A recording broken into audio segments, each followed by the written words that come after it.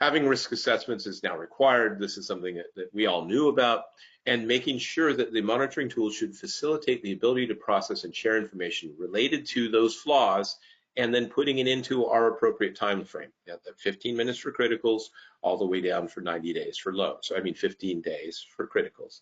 15 Now, minutes would be a little scary. but it should be. Our customers average what, less than 4.5 minutes? Great job.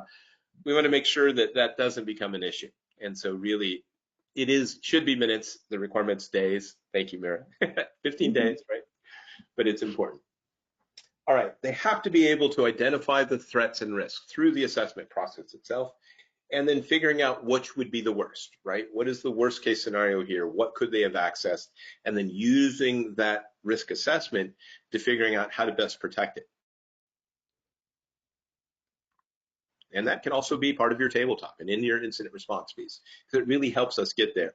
And the findings should be documented in that piece in a very fundamentally laid out portion, critical to low, and here's the time frames. And then when you sign off on that, you're agreeing to get those things done in that time frame.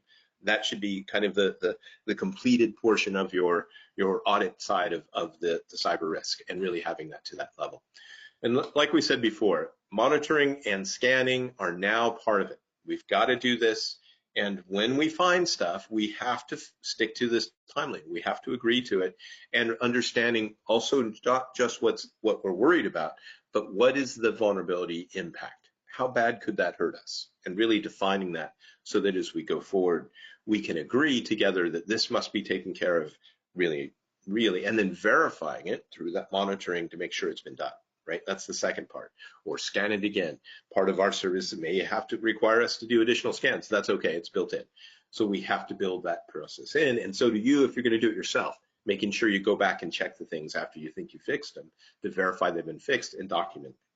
All right, so these are really the final steps to compliance. When we talk about it, multi-factor, what you carry, it's who you are and what you know. Any of the three, right, in any combination can get us there.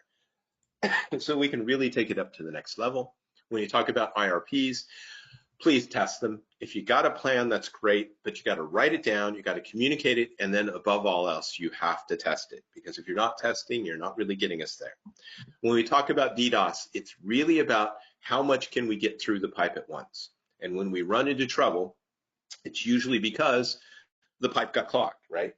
And in this case, if you're looking at the red cars, and they're the real ones that should get through, and all else is just noise to block us, we have to be able to filter that out. And that's really the goal of the firewall, the defensive mechanisms we built, or the ISP itself.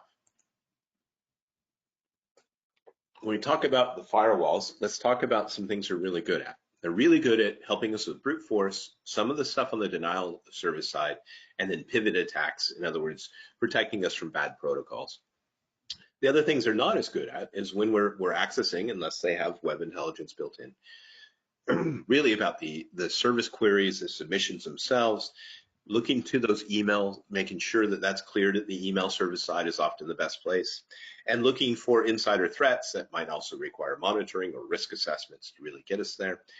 Not only just to identify the issues, but to understand new requirements as they're developed, and creating awareness about all of the above so that we can build a better plan to go forward. That's really what the crux of the issue is here. And when we talk about the types of vulnerability assessments, we have network-based, we have host-based, we have wireless, web application, cloud-based scans, and data scans. These are all going to be part of our new process. They have to be, right? Especially as it pertains to the CJIS.